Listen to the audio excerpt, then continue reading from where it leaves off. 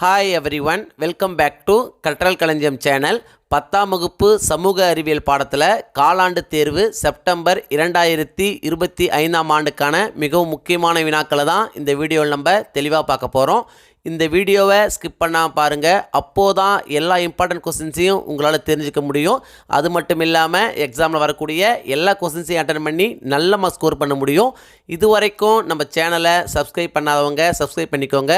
அப்படியே பக்கத்தில் இருக்கிற பெல் ஐக்கான் சிம்பிளையும் ப்ரெஸ் பண்ணிக்கோங்க.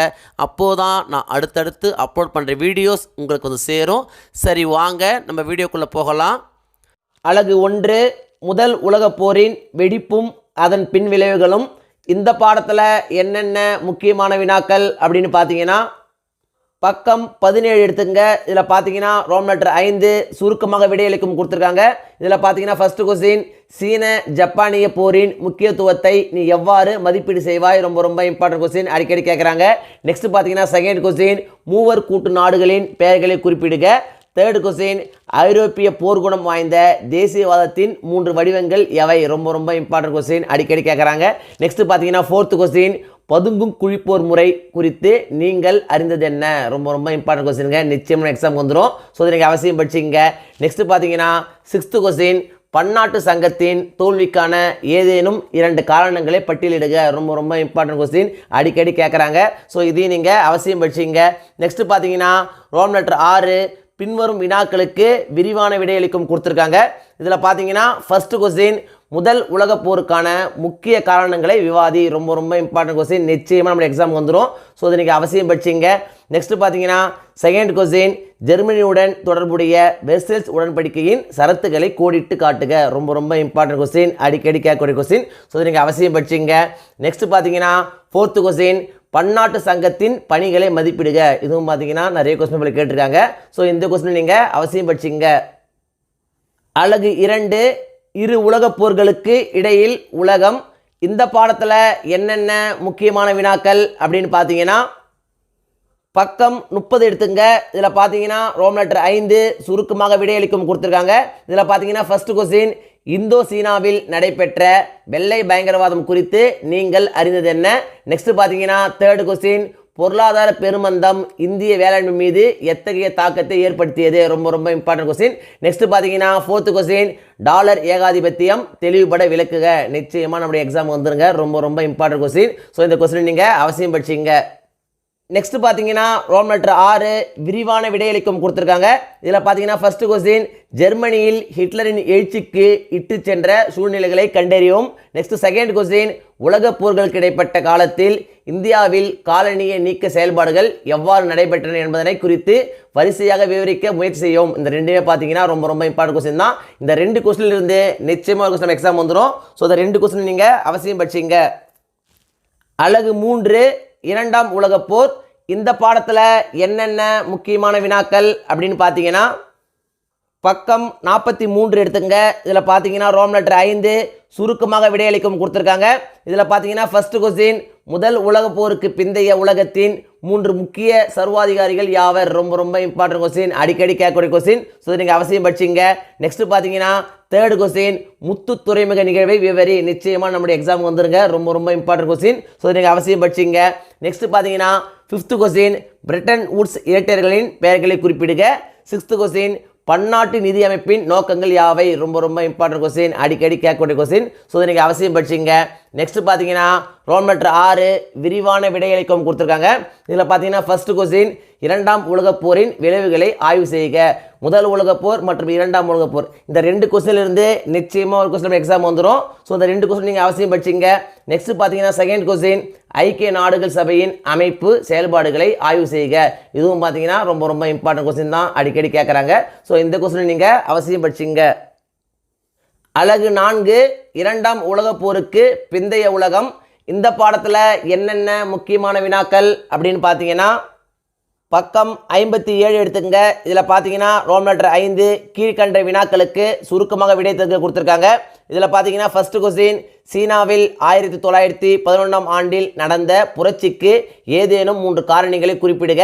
செகண்ட் கொஸ்டின், மாவோவின் நீண்ட பயணம் பற்றி குறிப்பு வரைக. ரொம்ப ரொம்ப இம்பார்ட்டன்ட் கொஸ்டின், அடிக்கடி கேட்கக்கூடிய கொஸ்டின். ஸோ அதை நீங்கள் அவசியம் படிச்சிங்க. நெக்ஸ்ட் பார்த்தீங்கன்னா ஃபோர்த்து கொஸ்டின் மார்ஷல் திட்டம் என்றால் என்ன? ரொம்ப ரொம்ப இம்பார்ட்டன்ட் கொஸ்டின், அடிக்கடி கேட்கக்கூடிய கொஸ்டின். ஸோ இதை நீங்கள் அவசியம் படிச்சிங்க. நெக்ஸ்ட் பார்த்தீங்கன்னா ஃபிஃப்த்து கொஸ்டின் மூன்றாம் உலக நாடுகள் பற்றி ஒரு குறிப்பு வரைக. நெக்ஸ்ட் பார்த்தீங்கன்னா ரோல் நம்பர் 6 விரிவான விடை தருக கொடுத்துருக்காங்க. இதில் பார்த்தீங்கன்னா செகண்ட் கொஸ்டின் ஐரோப்பிய குழுமம் எவ்வாறு ஐரோப்பிய ஒன்றியமானது என்ற வரலாற்றை எடுத்து எம்புக. ரொம்ப ரொம்ப இம்பார்ட்டன்ட் கொஸ்டின், அடிக்கடி கேட்கக்கூடிய கொஸ்டின். ஸோ இதையும் நீங்கள் அவசியம் படிச்சிங்க. அலகு 5 19ஆம் நூற்றாண்டில் சமூக சமய சீர்திருத்த இயக்கங்கள். இந்த பாடத்தில் என்னென்ன முக்கியமான வினாக்கள் அப்படின்னு பார்த்தீங்கன்னா பக்கம் 67 எடுத்துங்க. இதில் பார்த்தீங்கன்னா ரோம் லெட்டர் 5 கீழ்காணும் வினாக்களுக்கு சுருக்கமாக விடையளிக்கும் கொடுத்துருக்காங்க. இதில் பார்த்தீங்கன்னா ஃபர்ஸ்ட் கொஸ்டின் மகரிஷி தேவேந்திரநாத் தாகூர் முன்வைத்த நம்பிக்கையின் 4 கூறுகளை குறிப்பிடுக. செகண்ட் கொஸ்டின் சமூக சீர்திருத்தங்களுக்கு மகாதேவ் கோவிந்த் ரானடேயின் பங்களிப்பை குறிப்பிடுக. தேர்ட் கொஸ்டின் ராமலிங்க அடிகளின் சீர்திருத்தங்கள் குறித்து சிறு குறிப்பு வரைக. ரொம்ப ரொம்ப இம்பார்ட்டன்ட் கொஸ்டின், அடிக்கடி கேட்கக்கூடிய கொஸ்டின். நெக்ஸ்ட் பார்த்தீங்கன்னா ஃபோர்த் கொஸ்டின் பிரம்ம சமாஜத்தால் ஒழிக்கப்பட்ட சமூக தீமைகள் யாவை? நிச்சயமாக நம்முடைய எக்ஸாம் வர வாய்ப்புள்ள ஒரு கொஸ்டின்ங்க. ஸோ அதை நீங்கள் அவசியம் படிச்சிங்க. நெக்ஸ்ட் பார்த்தீங்கன்னா ரோல் நம்பர் 6 விரிவாக விடையளிக்கும் கொடுத்துருக்காங்க. இதில் பார்த்தீங்கன்னா ஃபர்ஸ்ட் கொஸ்டின் 19ஆம் நூற்றாண்டில் சீர்திருத்த இயக்கங்கள் நடைபெறுவதற்கு இட்டு சென்ற சூழ்நிலைகளை விவாதிக்கவும். தேர்ட் கொஸ்டின் பெண்களின் மேம்பாட்டிற்கு 19ஆம் நூற்றாண்டு சீர்திருத்தவாதிகள் ஆற்றிய பணிகள் குறித்து ஒரு கட்டுரை வரைக. ரொம்ப ரொம்ப இம்பார்ட்டன்ட் கொஸ்டின், அடிக்கடி கேட்கக்கூடிய கொஸ்டின். ஸோ இந்த கொஸ்டினை நீங்கள் அவசியம் படிச்சிங்க. அலகு 1 இந்தியா அமைவிடம் நிலத்தோற்றம் மற்றும் வடிகால் அமைப்பு.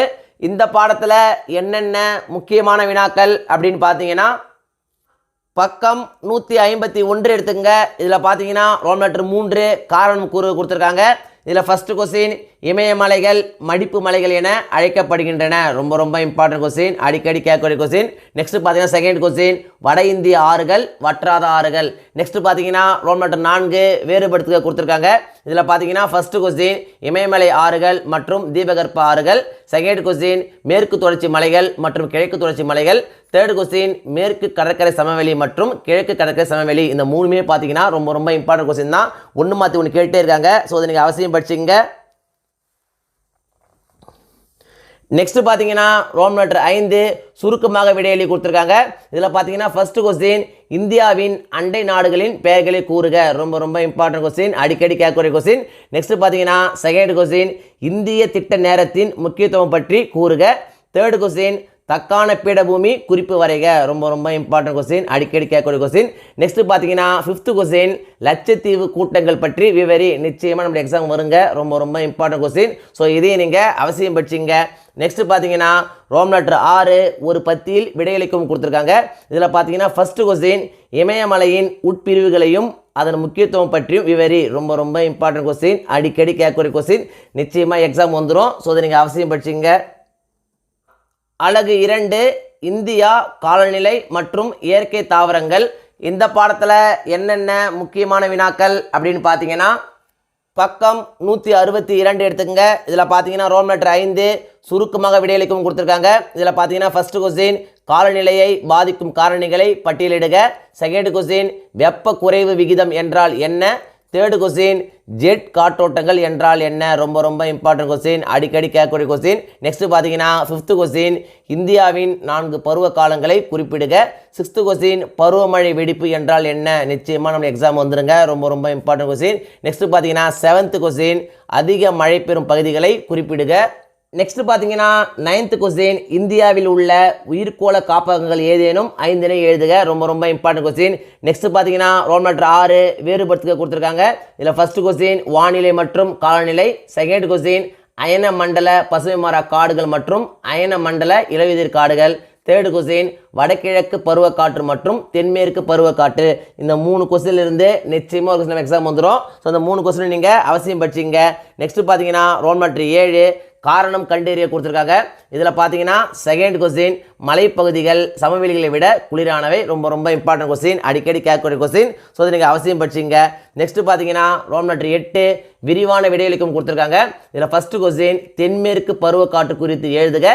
செகண்ட் கொஸ்டின் இந்திய காடுகள் பற்றி விவரிக்கும். ரொம்ப ரொம்ப இம்பார்ட்டன்ட் கொஸ்டின், அடிக்கடி கேட்கக்கூடிய கொஸ்டின். ஸோ அந்த கொஸ்டினை நீங்கள் அவசியம் படிச்சிங்க.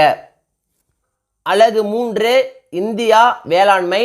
இந்த பாடத்தில் என்னென்ன முக்கியமான வினாக்கள் அப்படின்னு பார்த்தீங்கன்னா பக்கம் 178 எடுத்துங்க. இதில் பார்த்தீங்கன்னா ரோல் லெட்டர் 5 சுருக்கமாக விடையெளி கொடுத்துருக்காங்க. இதில் ஃபர்ஸ்ட் கொஸ்டின் மண் வரையறு, செகண்ட் கொஸ்டின் இந்தியாவில் காணப்படும் மண் வகைகளின் பெயர்களை பட்டியலிடுக. ரொம்ப ரொம்ப இம்பார்ட்டன்ட் கொஸ்டின். நெக்ஸ்ட் பார்த்தீங்கன்னா ஃபோர்த் கொஸ்டின் வேளாண்மை வரையறு, ஃபிஃப்த் கொஸ்டின் இந்தியாவின் வேளாண்மை முறைகளை குறிப்பிடுக. ரொம்ப ரொம்ப இம்பார்ட்டன்ட் கொஸ்டின், அடிக்கடி கேட்குற கொஸ்டின். ஸோ நீங்கள் அவசியம் படிச்சுங்க.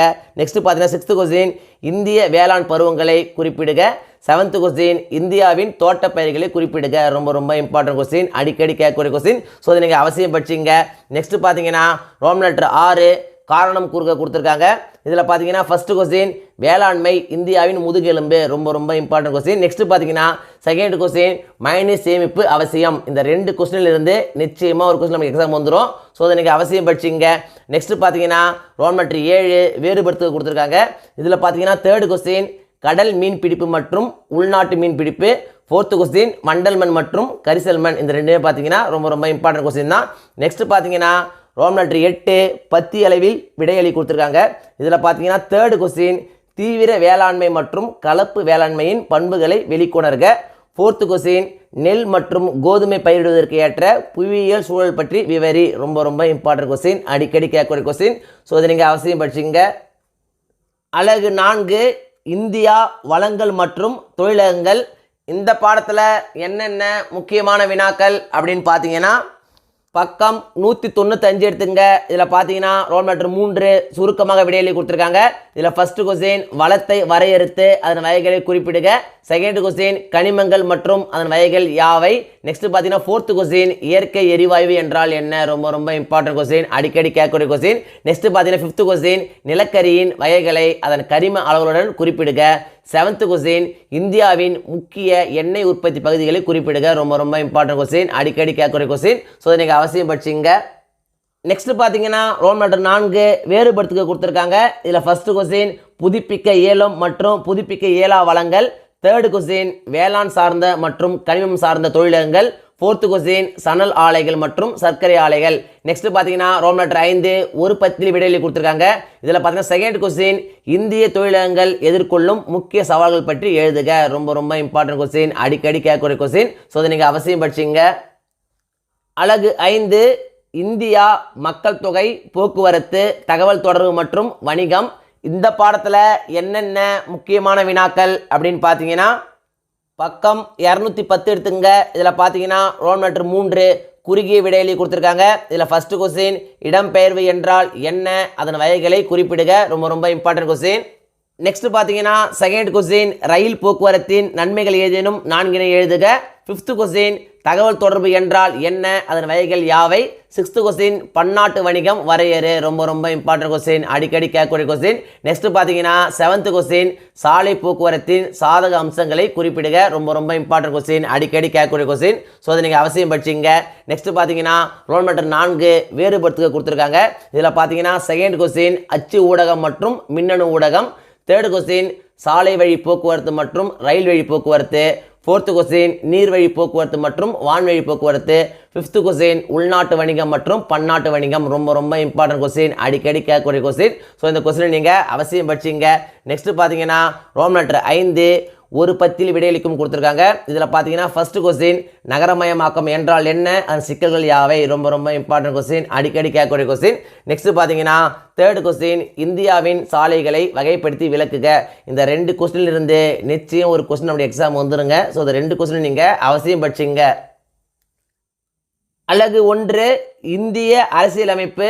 இந்த பாடத்தில் என்னென்ன முக்கியமான வினாக்கள் அப்படின்னு பார்த்தீங்கன்னா பக்கம் 262 எடுத்துங்க. இதில் பார்த்தீங்கன்னா ரோல் லெட்டர் 4 குறுகிய விடைத்தருக்கு கொடுத்துருக்காங்க. இதில் ஃபர்ஸ்ட் கொஸ்டின் அரசியலமைப்பு என்றால் என்ன, ரொம்ப ரொம்ப இம்பார்ட்டன்ட் கொஸ்டின். நெக்ஸ்ட் பார்த்தீங்கன்னா செகண்ட் கொஸ்டின் குடியுரிமை என்பதன் பொருள் என்ன. இதுவும் பார்த்தீங்கன்னா ரொம்ப ரொம்ப இம்பார்ட்டன்ட் கொஸ்டின் தான், அடிக்கடி கேட்குறாங்க. ஸோ இந்த கொஸ்டின் நீங்கள் அவசியம் படிச்சிங்க. நெக்ஸ்ட் பார்த்தீங்கன்னா தேர்ட் கொஸ்டின் இந்திய அரசியலமைப்பால் வழங்கப்படும் அடிப்படை உரிமைகளை பட்டியலிடுக. ஃபோர்த்து கொஸ்டின் நீதி பேராணை என்றால் என்ன. ரொம்ப ரொம்ப இம்பார்ட்டன்ட் கொஸ்டின், அடிக்கடி கேட்கக்கூடிய கொஸ்டின். ஸோ அதை நீங்கள் அவசியம் படிச்சிங்க. நெக்ஸ்ட் பார்த்தீங்கன்னா சிக்ஸ்த் கொஸ்டின் செம்மொழி தகுதி பெற்ற இந்திய மொழிகள் எவை. செவன்த் கொஸ்டின் தேசிய அவசர நிலை என்றால் என்ன. ரொம்ப ரொம்ப இம்பார்ட்டன்ட் கொஸ்டின், அடிக்கடி கேட்கக்கூடிய கொஸ்டின். ஸோ அதை நீங்கள் அவசியம் படிச்சிங்க. நெக்ஸ்ட் பார்த்தீங்கன்னா ரோம் லெட்டர் 5 விரிவான விடைத்தற்கு கொடுத்துருக்காங்க. இதில் பார்த்தீங்கன்னா ஃபர்ஸ்ட் கொஸ்டின் இந்திய அரசியலமைப்பின் சிறப்பு கூறுகளை விளக்குக. தேர்டு கொஸ்டின் அரசியலமைப்புக்குட்பட்டு தீர்வு காணும் உரிமை பற்றி எழுதுக.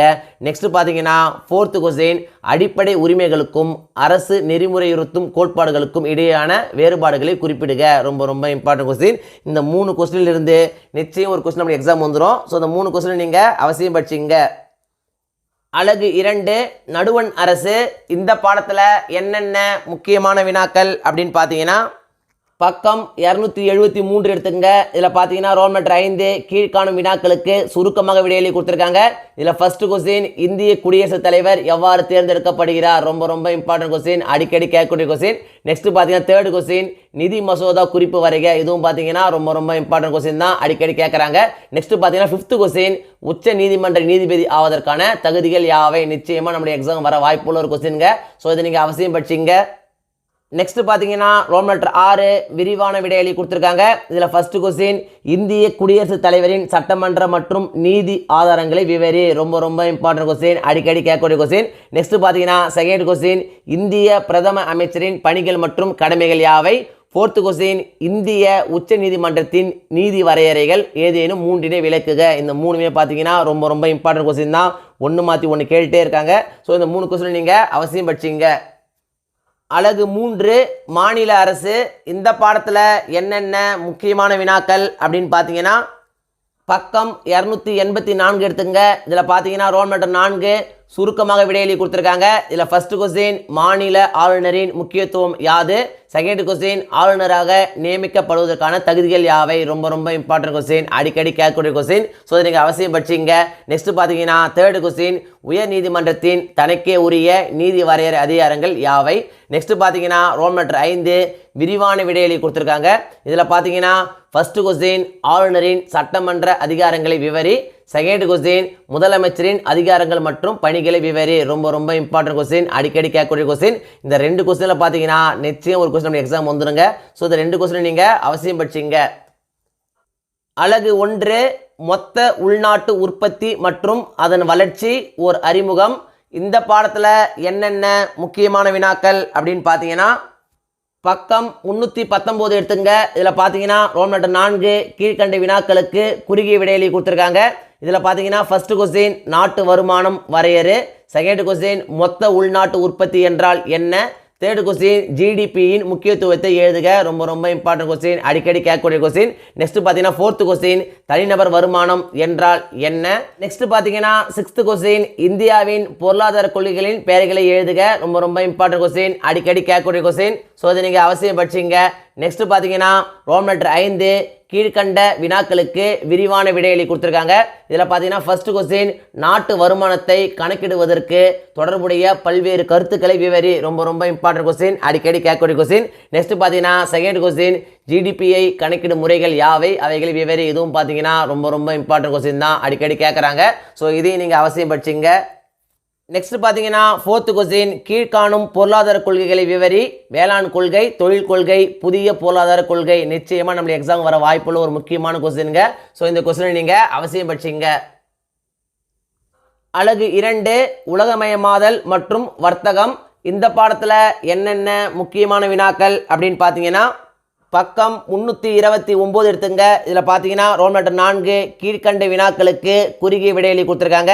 இதில் ஃபர்ஸ்ட் கொஸ்டின் உலகமயமாக்கல் என்றால் என்ன? செகண்ட் கொஸ்டின் உலகமயமாக்கலின் வகைகளை எழுதுக. தேர்டு கொஸ்டின் பன்னாட்டு நிறுவனங்கள் பற்றி சிறு குறிப்பு எழுதுக. ரொம்ப ரொம்ப இம்பார்ட்டன்ட் கொஸ்டின். ஃபிஃப்த் கொஸ்டின் நியாயமான வர்த்தகம் என்றால் என்ன? செவன்த் கொஸ்டின் உலகமயமாக்கலின் நேர்மறையான தாக்கங்கள் 2 எழுதுக. ரொம்ப ரொம்ப இம்பார்ட்டன்ட் கொஸ்டின், அடிக்கடி கேட்கக்கூடிய கொஸ்டின். ஸோ இதை நீங்கள் அவசியம் படிச்சிங்க. நெக்ஸ்ட் பார்த்தீங்கன்னா ரோல் நம்பர் 5 கீழ்கண்ட வினாக்களுக்கு விரிவான விடையளி கொடுத்துருக்காங்க. இதில் பார்த்தீங்கன்னா ஃபர்ஸ்ட் கொஸ்டின் பன்னாட்டு நிறுவனங்களின் நன்மைகள் மற்றும் தீமைகளை சுருக்கமாக எழுதுக. செகண்ட் கொஸ்டின் உலக வர்த்தக அமைப்பு பற்றி எழுதுக. தேர்டு கொஸ்டின் உலகமயமாக்கலின் சவால்களை எழுதுக. இந்த 3மே பார்த்தீங்கன்னா ரொம்ப ரொம்ப இம்பார்ட்டன்ட் கொஸ்டின் தான். இந்த 3 கொஸ்டின்ல இருந்து நிச்சயம் ஒரு கொஸ்டின் நம்முடைய எக்ஸாம் வந்துருங்க. ஸோ இந்த 3 கொஸ்டின் நீங்கள் அவசியம் படிச்சிங்க. அலகு 3 உணவு பாதுகாப்பு மற்றும் ஊட்டச்சத்து. இந்த பாடத்தில் என்னென்ன முக்கியமான வினாக்கள் அப்படின்னு பார்த்தீங்கன்னா பக்கம் 339 எடுத்துங்க. இதில் பார்த்தீங்கன்னா ரோல் நம்பர் 5 குறுகிய விடையளிக்கும் கொடுத்துருக்காங்க. இதில் பார்த்தீங்கன்னா தேர்டு கொஸ்டின் பசுமை புரட்சியில் இந்திய உணவுக் கழகத்தின் பங்கு என்ன? ரொம்ப ரொம்ப இம்பார்ட்டன்ட் கொஸ்டின், அடிக்கடி கேட்கக்கூடிய கொஸ்டின். நெக்ஸ்ட் பார்த்தீங்கன்னா 4th கொஸ்டின், பசுமை புரட்சியின் விளைவுகள் யாவை? ரொம்ப ரொம்ப இம்பார்ட்டன்ட் கொஸ்டின். நிச்சயம் நம்ம எக்ஸாம் வந்துருங்க. ஸோ இதை நீங்கள் அவசியம் படிச்சிங்க. நெக்ஸ்ட் பார்த்தீங்கன்னா 5th கொஸ்டின், தமிழ்நாட்டில் உள்ள சில ஊட்டச்சத்து திட்டங்களின் பெயர்களை எழுதுக. நெக்ஸ்ட் ரோம் லெட்டர் 6, கீழ்கண்ட வினாக்களுக்கு விரிவான விடையளி கொடுத்துருக்காங்க. இதில் பார்த்தீங்கன்னா ஃபர்ஸ்ட் கொஸ்டின், பசுமை புரட்சி ஏன் தோன்றியது என்பதை பற்றி விவரி. நிச்சயமாக நம்மளுடைய எக்ஸாம் வந்துருங்க. ரொம்ப ரொம்ப இம்பார்ட்டன்ட் கொஸ்டின். ஸோ இதை நீங்கள் அவசியம் படிச்சிங்க. நெக்ஸ்ட் பார்த்தீங்கன்னா செகண்ட் கொஸ்டின், குறைந்தபட்ச ஆதரவு விலையை விளக்குக. 4th கொஸ்டின், வாங்கும் திறனை பாதிக்கும் காரணிகள் யாவை? அவற்றை விளக்குக. இதுவும் பார்த்தீங்கன்னா ரொம்ப ரொம்ப இம்பார்ட்டன்ட் கொஸ்டின் தான். நெக்ஸ்ட் பார்த்தீங்கன்னா 5th கொஸ்டின், புதிய வேளாண் கொள்கைக்கான முக்கிய குறிக்கோள்கள் யாவை? ரொம்ப ரொம்ப இம்பார்ட்டன்ட் கொஸ்டின். நிச்சயமாக நம்முடைய எக்ஸாம் வந்துடும். இந்த பசுமை புரட்சி, புதிய வேளாண் கொள்கை, இந்த 2 கொஸ்டின்ல இருந்தே நிச்சயம் ஒரு கொஸ்டின் நம்முடைய எக்ஸாம் வந்துடும். ஸோ இதை நீங்கள் அவசியம் படிச்சிங்க. காலாண்டு தேர்வை பொறுத்த வரைக்கும் இந்த வீடியோவில் நான் கொடுத்துருக்கிற இந்த கொஸ்டின்ஸை மட்டும் நீங்கள் படித்தா போதும். எக்ஸாமில் வரக்கூடிய எல்லா கொஸ்டின்ஸையும் அட்டன் பண்ணி நல்ல மார்க்ஸ் ஸ்கோர் பண்ண முடியும். 1 மார்க்ஸை பொறுத்த வரைக்கும் இம்பார்ட்டன்ட் 1 மார்க்ஸ் அப்படின்னு படிக்காதீங்க. எல்லா 1 மார்க்ஸையும் படிச்சுக்கோங்க. அப்போது தான் 1 மார்க்ஸ் செக்ஷனில் உங்களால் ஃபுல் மார்க்ஸ் ஸ்கோர் பண்ண முடியும். இந்த வீடியோ நிச்சயம் உங்களுக்கு யூஸ்ஃபுல்லாக இருந்திருக்கும்னு நம்புகிறேன். இந்த வீடியோ உங்களுக்கு பிடிச்சிருந்தா லைக் பண்ணுங்கள், கமெண்ட் பண்ணுங்கள், மறக்காமல் உங்கள் ஃப்ரெண்ட்ஸுக்கும் ஷேர் பண்ணுங்கள். வேறு ஏதாவது டாபிக்ஸில் உங்களுக்கு வீடியோஸ் தேவைப்பட்டாலும் கமெண்ட் பாக்ஸில் போடுங்க. தேங்க்யூ. தேங்க்ஸ் ஃபார் வாட்சிங் my channel. See you in the next video.